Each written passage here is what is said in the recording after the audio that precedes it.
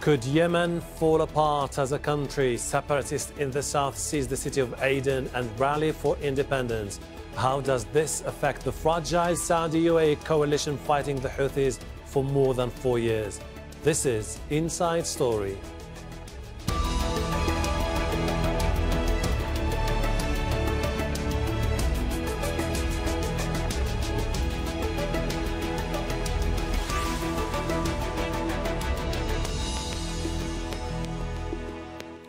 Hello and welcome to the program. I'm Hashim Ahalbarra.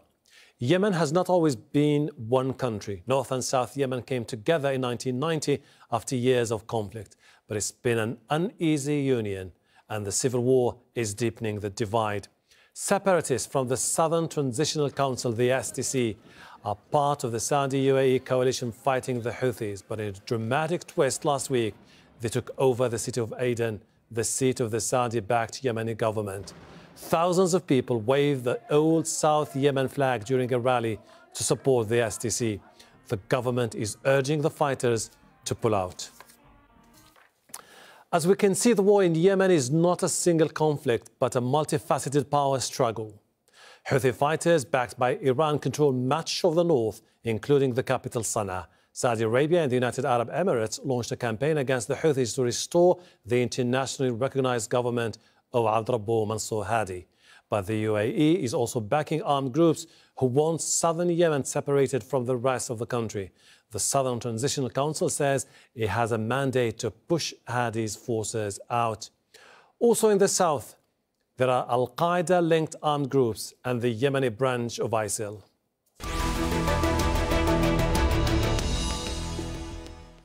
Let's bring in our panel. Joining us from New York, Al-Khadr Suleiman, Director of Office of Foreign Affairs of the Southern Transitional Council in New York. In Geneva is Elizabeth Kendall, Senior Research Fellow at the Pembroke College of the University of Oxford, who recently visited southern Yemen. From Gothenburg, Sweden, Afrah Nasser, journalist and editor-in-chief of the Sana'a Review. Thank you all for joining us. Mr. Al-Khadr, the government of the internationally recognized government of President Abdurrabbu Mansour Hadi says that what the STC forces did in Aden was a military coup. Well, first I would like to thank you for having me, and like to thank your guests and all those who are watching. Of course, the internationally recognized government is going to say that this is a coup, where it's unfortunate that this recognized government is not providing any basic services or at least minimizing chaos or corruption. It's unfortunate that it's only talking about the recent activities, whereas for 4 years after the liberation of these southern governorates, there is still instability. There's plenty of chaos. There is terrorist attacks. The internationally recognized government is also hijacked by radical groups, or who have at least strong ties with radical groups. Mm-hmm. They are just because they are internationally recognized, they also have a duty to the people, a duty to the civilians whom are experiencing harsh lifestyles while they're enjoying a lavish lifestyle outside the country in Riyadh and elsewhere, trying to actually run this country from abroad through social media platforms and Wi-Fi. I see your point. Elizabeth, you've heard what Al-Khadr said, basically, that the reason why their fighters interfered is because the government has failed the Yemenis, particularly in the south. Yes, that's right. And there's a lot of truth in what's just been said. The south has very legitimate grievances going back decades. The country hasn't been run well. The south has suffered. It's very understandable that they should wish to take matters into their own hands. However, what wasn't mentioned was that their end goal is an independent state. It is not just that the Southern Transition Council wants to clear out terrorist and corrupt elements from the Hadi government, as it has so far framed it. Ultimately, their leaders do want an independent state. So it's quite clear that the government of Yemen can't countenance that, because that would be the end of Yemen as a united country. Afrah, how do you see what happened in Aden? Is there any general sentiment among people in Yemen, particularly in the north, that this was the beginning of the disintegration of the country? In the north, the reaction are two different ones from the people on the ground. Many of my family members in the north, they call me actually and ask me what's going on in the south. There's absolutely media blackout, so a lot of people in the north don't know what's happening in south of Yemen. But the northern leadership run by Houthi, I think they are in a very they're concerned by what's going on. There is no strong stance from them, but I think a lot of not only Houthis, but a lot of the politicians see that what's going on in Aden way of trying to emphasize the southern seat in whatever peace talks going to happen. So don't forget that during all the peace talks that you actually, Hashim, has covered in Sweden, there was a lot of marginalization going on to southern voices. So I think that what's going on in Aden is one desperate way trying to say that we a share in whatever political settlement going to happen for the general Yemen. Al-Khadr, we just want to get some sense of clarity here. There's been today, still ongoing, a pro-independence rally in Aden. From your own perspective as STC, are you moving towards declaring the independence of the South? Yes, the ultimate goal is to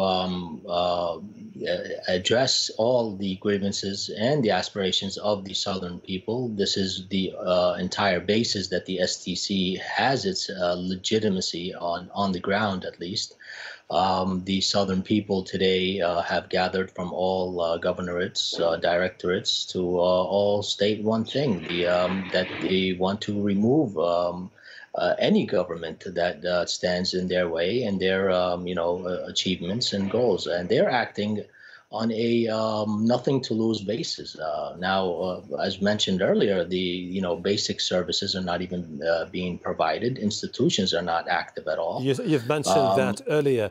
Do you have any timeline for the proclamation of independence? Do you have a plan where you would say by next November or December we will declare an independent southern state?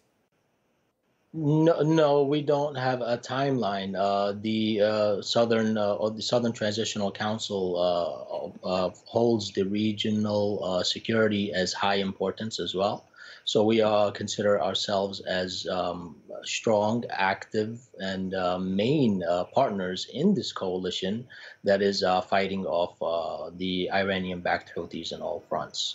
So we prioritize the regional securities as well as our the aspirations of the Southern people. Since you've been mentioning the regional implications, and this is going to be my question to Elizabeth, this is something which is really extraordinary happening now in Yemen. I would like you to further explain this to us. You have a coalition which is led by Saudi Arabia. The UAE is part of that coalition. The Saudis are saying they are in favor of a united Yemen. The UAE seems to be in favor of the STC, which wants to break away from the north. We're talking about diametrically opposed agendas here. We are. I think what keeps them both together is the overarching struggle against Iran, which is perceived to be backing the Houthis and indeed is vocally backing the Houthis. And so that has enabled them to plaster over the cracks in their coalition with regard to their end goals. But you make an important point. These recent clashes wouldn't have happened had not the United Arab Emirates funded and helped to form the Southern Transitional Council, and alongside that recruited thousands of soldiers across the south who are now able to back up its agenda.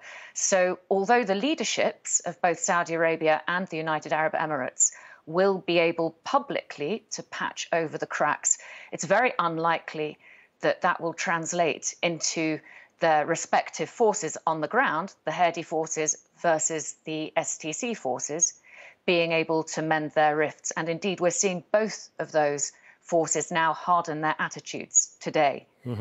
Afrah, you must have seen what's happening in the social media over the last few days. Basically, this is creating a divide among the Yemenis. Some would tell you these are legitimate grievances of the people in the south. You have others who are saying that the STC in particular is being used as a proxy by the Emiratis to further implement their own agenda in Yemen. I'll reply to that, but first I want to add something to what Elizabeth just spoke about. Go ahead. One of the maybe the main threat to Yemen's unity is not the STC, it's not the Southern Movement, it's not UAE. It's actually the incompetence of the internationally recognized Yemeni government. We have to understand that this government has failed on so many levels in trying to address the conflict or the fighting with the Houthis, or even trying to embrace what's going on in the south right after the liberation of Aden. So I think it's very, very important to address the weakness and the ill management from the Yemeni government. And that's something that the international community has to pay attention to, because they keep supporting this government with no end game for the government trying to get the country together. But speaking about the basically the human rights violations and the polarization going on between the inside the South, I think it's very alarming that in the name of separation, there are a huge or a crisis of human rights violation going on inside the South. So as we speak, there are many reports of arrest and detention of opposition to STC. Anyone who's trying to mobilize or speak against the Southern Transitional Council is met with violence and repression, and that's kind of like a copy paste of what the President Ali Abdullah Saleh used to do in the name of unity. He used to meet the Southern movement with brutal repression. So we seem to have see a continuation of that culture of violence and repression in the South, which is absolutely unfortunate. Al-Khadr, you spoke of the pro-independent sentiment in the South as a one voice, when you know that everyone knows that you are also divided within yourselves. You have the STC on one hand, you have the Hadramis who don't want to be part of this whole thing. They would like to have their own independent state. People of Aden remain still loyal to President Abdurrabbu Mansour Hadi. The Dali'is are of a different agenda. It's a disintegrated South within itself. So that's actually not very accurate, Hashim. Unfortunately, that is what all who stand against an independent South would say, that we are factions and we are fractured. But the goal for all these, so to speak, factions are the independent state. They only differed on the path on to get the independent state. As far as the you are very young, and you seem to forget that in 1986, thousands of people were killed in the South because of divisions between people of Aden and people of Dala.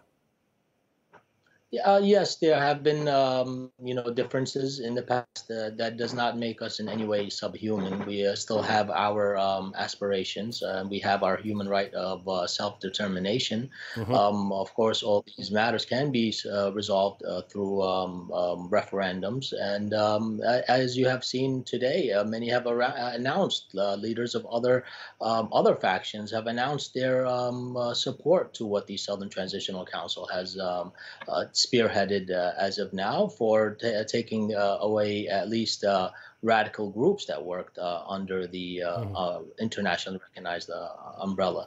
I also want to add a comment regarding the UAE involvement. The UAE is not was not only involved in South Yemen. UAE involvement was in many anti-Houthi fronts. So no, they do not have the Southern Transitional Council as a proxy in the area, and no, the Southern Transitional Council they have no promises from UAE for an independent state. The Southern Transitional Council only speaks for the people, chosen by the people to protect the people. And the recent events, even the UAE has called for de-escalation of the Aden It has issues, called for recent. de-escalation, but you know at the same time they are the ones who are backing, financing and arming the security belt, which is a group of militia organizations operating in different parts of the south. Elizabeth, I would like to ask you this question about the secessionist movement or the pro-independence movement in the south. They have joined the unity in 1990, hoping that it would bring about prosperity and justice. But then they say after 1990, what happened was marginalization of the people of the South. They were undermined. The voices were battered by the political establishment and by the elite, predominantly from the north of the country. And now they say it's about our right to break away because we don't think this is a good thing. My question to you is, do you think the international community is willing to give them independence if they choose tomorrow to vote for independence? I think the international community does sympathise with the kinds of problems that you've outlined that have genuinely occurred in the South. They have very legitimate grievances.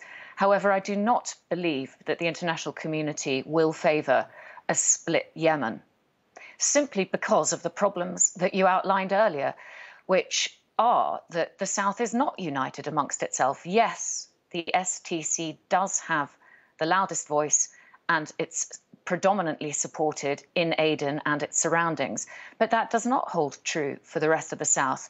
Yes, many people came to very large demonstration to show their solidarity with the STC yesterday, but there are millions of people inside the South and they didn't all show up.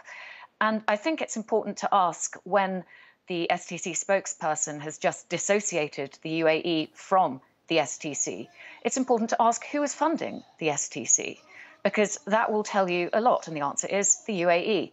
I'd also like to mention that there are groups in the east of Yemen, in Al-Mahra specifically, also in Hadramaut, who have their own secessionist ambitions. They may not be realistic, but they are there nonetheless, and they do not wish to be part of a separate South. Afrah, have we reached the point where you can see the future of Yemen as being divided into 2, 3, 4? No one knows. I think history knows. If you look back to history, Yemen was not united in the sense that we know today. But let me tell you that I think, as a Yemeni personally, I think that all Yemenis have to think of what type of Yemen they want to see in the future. It's a transitioning point for the South, the North, the East, to think of what type of governance and political system that they want to have.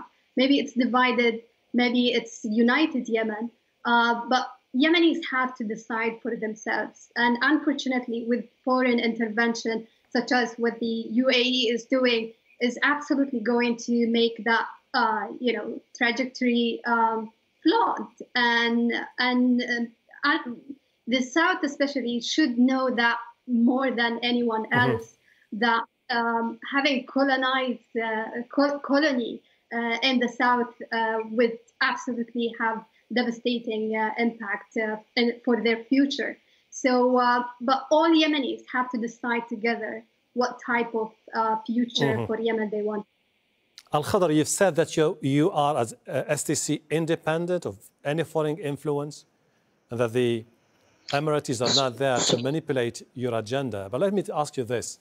You said that one of the biggest problems, one of the main reasons why you are interfering militarily in the South is against the Islah, which is a predominantly Muslim Brotherhood affiliated political party. And Islah happens to be an existential threat, or the Muslim Brotherhood, an existential threat for the Emiratis.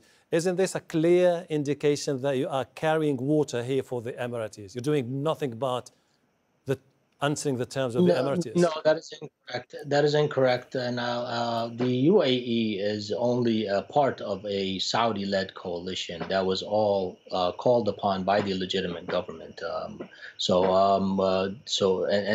to hear the calls regarding to what Elizabeth mentioned, the calls of the southern people who who are in hundreds of thousands to belittle those calls, saying that not all of the South Yemeni people, which does not make much sense, that in any rally that the entire population would attend in a rally.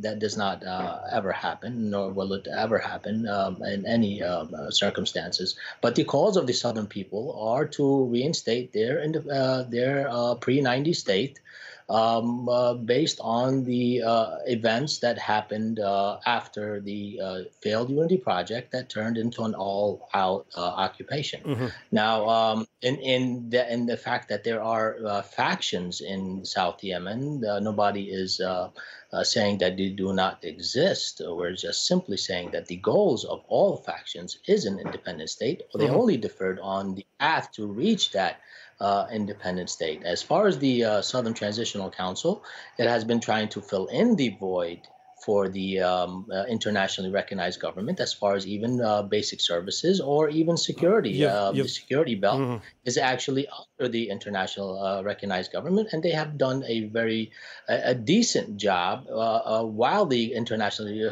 recognized government have been hijacked by the Muslim Brotherhood. At a massive cost, because you remember international human rights organizations have been talking about the massive clampdown, the torture, the killing of many innocent civilians in the south of the country, and they've been blaming the security belt. Elizabeth, I would like to move beyond the domestic politics in Yemen and move towards the regional implication. Some say that the reason why the UAE is pretty much willing to control the south is because they're looking at the Gulf of Aden and Bab el-Mandeb as an alternative to the Strait of Hormuz if it gets blocked one day. Yes, that's a possibility. I do not have a direct line into the UAE, so I obviously cannot speak for them, but it certainly follows a pattern of activity across the region. Aden could be an important port. It's Yemen's most important port. And we also know that the UAE has taken control of ports in Shabwa and in Hadramaut, and also at one point in Socotra and across other areas of the Horn of Africa, Somalia, Eritrea. So it does make sense that it's part of a broader, potentially trade and commercially motivated exercise, and not just about fighting the Houthis up in the north. Mm-hmm. I should also say that it does play into a security agenda for the STC, mm-hmm. for the UAE, helped by the STC, because it is in the south that Al-Qaeda and indeed Islamic State in Yemen have been most active. And so that does make sense. Afrah, you remember in 2011-12, the calls for unity in Yemen, the national dialogue, all that seems to be over now with the latest developments. Do you see in the future the possibility for the key players, the secessionists in the south, Al-Islah in the central part of the country, the Houthis in the north, to come together, set aside their differences and talk about the future of Yemen, or is it more of a wishful thinking now? You're right. In 2011, and especially with the National Dialogue Conference, there was a sort of a realignment of the political national debates, and actually a lot of Southerners saw that the new constitution and the federal system would solve the southern question. But I think Yemenis need a leader, sort of Nelson Mandela, that could come with, advocating for peace and unity and trying to reconcile all these grievances and trying to put the pieces together somehow. It's absolutely wishful thinking. We need a miracle, I think. Otherwise, the fragmentation will continue, and I wouldn't be surprised to see maybe 3 Yemens, not only 2 Yemens. Even the East would want to succeed. Afrah, Nasser, Elizabeth Kendall, Al-Khadr Suleiman, thank you very much indeed, and I really appreciate your time with us here on Inside Story. And thank you too for watching. You can see the program again anytime by visiting our website, aljazeera.com, for further discussion. Go to our Facebook page. That's facebook.com/AJ Inside Story. You can also join the conversation on Twitter. Our handle is @AJ Inside Story. For me, Hashim Ahalbaran, the whole team here in Doha. Bye for now.